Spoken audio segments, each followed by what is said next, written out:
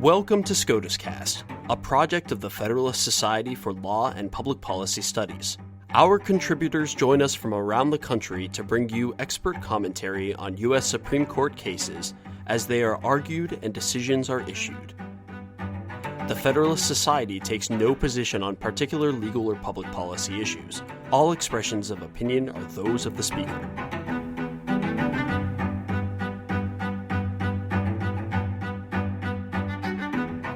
Thank you for joining us for this post-decision episode of SCOTUScast, the Meaning of Full Costs edition. I'm your host, Bridget Flaherty. On March 4th, 2019, the Supreme Court decided Rimini Street v. Oracle, a case involving the scope of a federal district court's ability to award full costs to a party in a copyright dispute according to Title 28 of the United States Code, subsections 1821 and 1920. Oracle sued Rimini Street for copyright infringement in federal district court and won a multi-million-dollar jury award. After judgment, the district court ordered Rimini Street to pay Oracle $12.8 million for litigation expenses, such as expert witnesses, e-discovery, and jury consulting. On appeal, the U.S. Court of Appeals for the Ninth Circuit rejected Rimini's challenge to this award of costs. Although some of the expenses did not fit within the categories of costs authorized by the general federal statute applicable to such awards, Title 28 of the United States Code, subsections 1821 and 1920, the Ninth Circuit relied on language in the Copyright Act at Title 17 of the United States Code, subsection 505, which gives federal district courts discretion to award full costs to a party in copyright litigation. The Supreme Court thereafter granted certiorari to resolve a split among the Federal Circuit Courts of Appeals on this issue, whether the term full costs in subsection 505 authorizes awards of expenses other than those costs identified in subsections 1821 and 1920. In a unanimous decision delivered by Justice Kavanaugh, the court held that a federal district court's discretion to award full costs to a party in copyright litigation pursuant to Title 17 of the United States Code, subsection 505, is limited to the 6 categories specified in the General Costs Statute codified at Title 28 of the United States Code, subsection 1821 and 1920. And now, to discuss the case, we have James Heilpern, Law and Linguistics Fellow at BYU Law.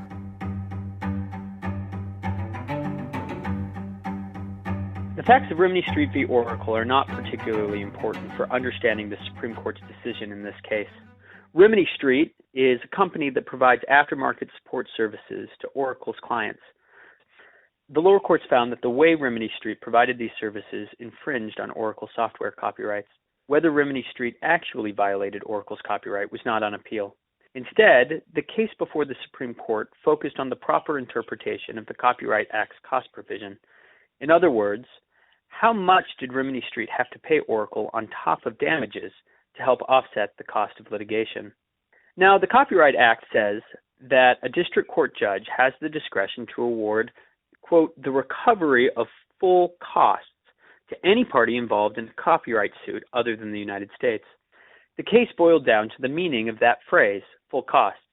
On a number of previous occasions, the Supreme Court had held that the word costs on its own was a term of art that referred to just 6 discrete categories of litigation expenses enumerated in the federal cost statute: fees for the clerk and marshal, transcript fees, etc. All other litigation expenditures, including expert witness fees and attorney's fees, were unrecoverable in the absence of plain evidence of clear congressional intent to supersede the federal cost statute. The Ninth Circuit held that by simply throwing the word full into the mix, Congress had clearly indicated its intention to authorize awards covering the complete panoply of litigation expenses, including expert witness fees, attorney's fees, and other litigation expenses typically referred to as non-taxable costs. Quote, to do otherwise would violate the long-standing principle of statute interpretation that statutes should not be construed to make surplusage of any provision, end quote. This was the heart of Oracle's position. It claimed that any other reading of the Copyright Act would supposedly read the word full out of the statute.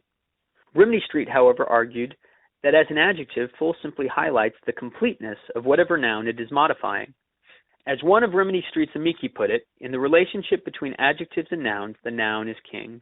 An adjective's meaning and scope is always relative to the noun it is modifying. The expression, a tall 7-year-old, evokes a very different standard of tallness than a tall NBA player. The real action of the statute, therefore, was done by the word costs, which Congress has clearly defined narrowly. Under Rimini Street's reading, the company was on the hook for about $13 million less than determined by the Ninth Circuit. Oral arguments were quiet outside of a comical exchange between Justice Breyer and Paul Clement, where the justice asked the former Solicitor General for career advice. The justices just didn't seem all that interested in asking questions. That typically indicates not just that the justices have already made up their minds, but that there is little disagreement among them about how the case should turn out. That was certainly the case here. Last Monday, Justice Kavanaugh delivered the opinion for a unanimous court, 9-0 in favor of Rimini Street. Bottom line, quote, "The term full is a term of quantity or amount. It does not expand the categories or kinds of expenses that may be awarded as costs under the general cost statute." Most of the opinion actually reads like a response brief, focusing more on why Oracle was wrong than on why Rimini Street was right. Kavanaugh addressed and refuted three of Oracle's strongest arguments. First, Kavanaugh targeted Oracle's linguistic argument.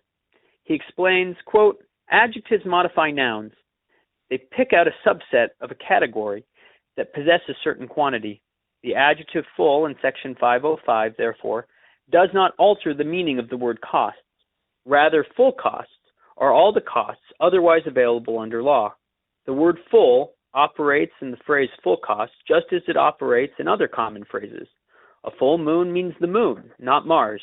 A full breakfast means breakfast, not lunch. A full season ticket plan means tickets, not hot dogs. So too, the term full costs means costs, not other expenses." Second, Kavanaugh dispensed with Oracle's argument that full costs is a historical term of art that encompasses more than the costs listed in the federal cost statute. To begin with, he states that the court's, quote, "decision in Crawford fitting explained that courts should not undertake extensive historical excavation to determine the meaning of cost statutes, that the general federal cost statute applies regardless of when individual subject-specific cost statutes were enacted," end quote. But then he goes on to engage in historical excavation anyway, to show that Oracle's argument fails on its own terms. I won't recite the whole historical argument here, but he drives home the point that in 1831, when the Copyright Act was passed, the phrase full cost was used to distinguish it from awards of half costs, double costs, and treble costs available at the time. Third, he takes aim at the rule against surplusage, explaining that, quote, "redundancy is not a silver bullet. We have recognized that some redundancy is hardly unusual in statutes addressing costs. If one possible interpretation of a statute would cause some redundancy and another interpretation would avoid redundancy, that difference in the two interpretations can supply a clue as to the better interpretation of the statute, but only a clue. Sometimes a better overall reading of the statute contains some redundancy." Now, my three biggest takeaways from this case parallel these 3 points that Kavanaugh raises. First, it should be noted that Justice Kavanaugh's linguistic argument seems to have been strongly influenced by an amicus brief submitted to the court by a collection of corpus linguistics scholars. Now, maybe I'm just seeing what I want to see, since I was the principal author of that brief. But if you look at Rimini Street's brief, most of it focused on the meaning of the word cost. Its discussion of the word full is limited to just a couple of sentences. Our brief, on the other hand, did the opposite and focused primarily on the meaning of the word full using a technique known as corpus linguistics. Corpus linguistics is a branch of linguistics that uses electronically searchable databases of texts from a particular community at a particular time to produce empirical evidence about how words and grammar are actually used in a particular context.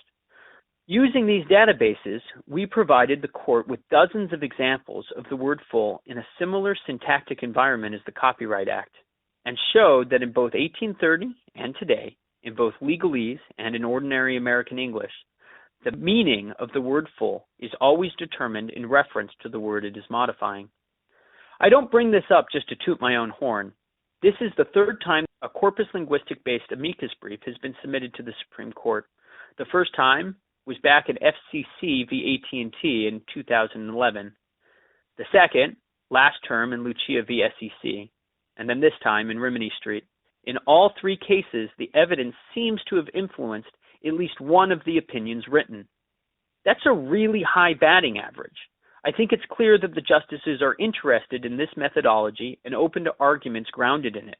Justice Thomas actually performed a corpus linguistics analysis sua sponte in his dissenting opinion in Carpenter v. United States last term.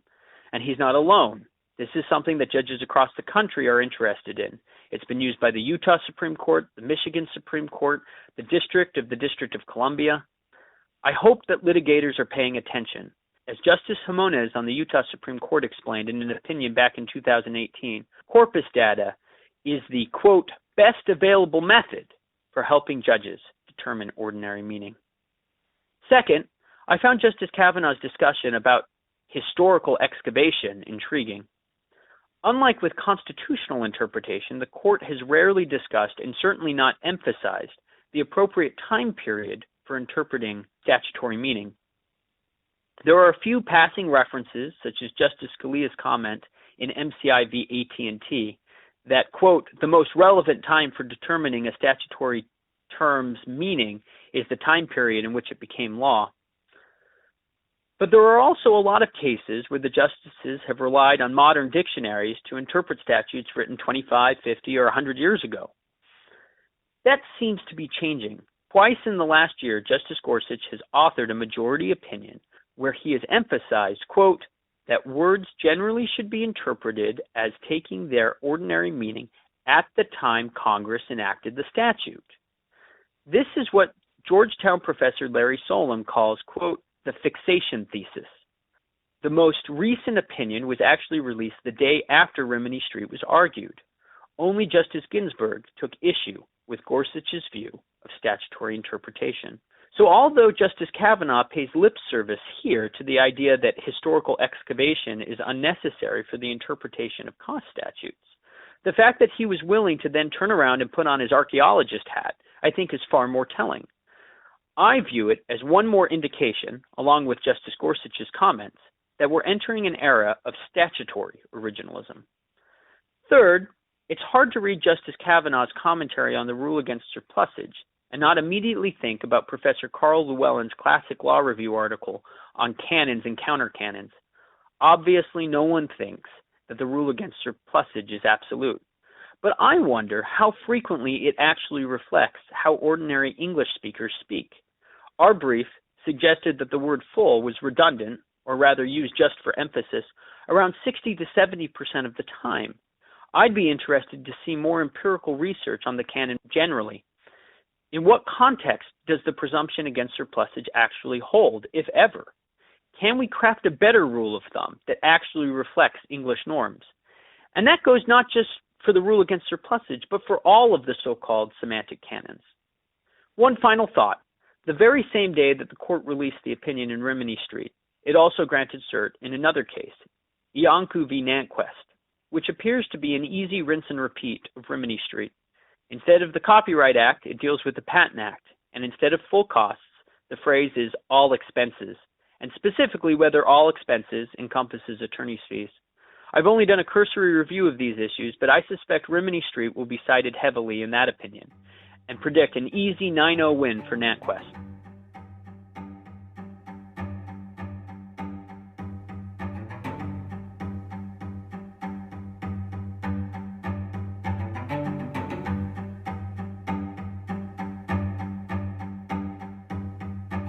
Thank you for listening to this episode of SCOTUScast. SCOTUScast is a project of the Federalist Society, a not-for-profit educational organization of conservative and libertarian law students, law professors, and lawyers, founded upon the principles that the state exists to preserve freedom, that the separation of governmental powers is central to our Constitution, and that it is emphatically the province and duty of the judiciary to say what the law is, not what it should be. Don't forget to subscribe to our podcast series, including SCOTUScast and Practice Group podcasts, on iTunes or Google Play.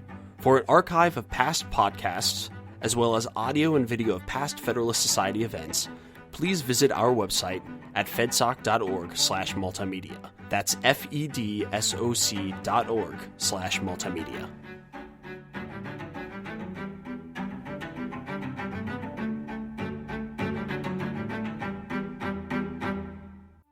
This has been a FedSoc audio production.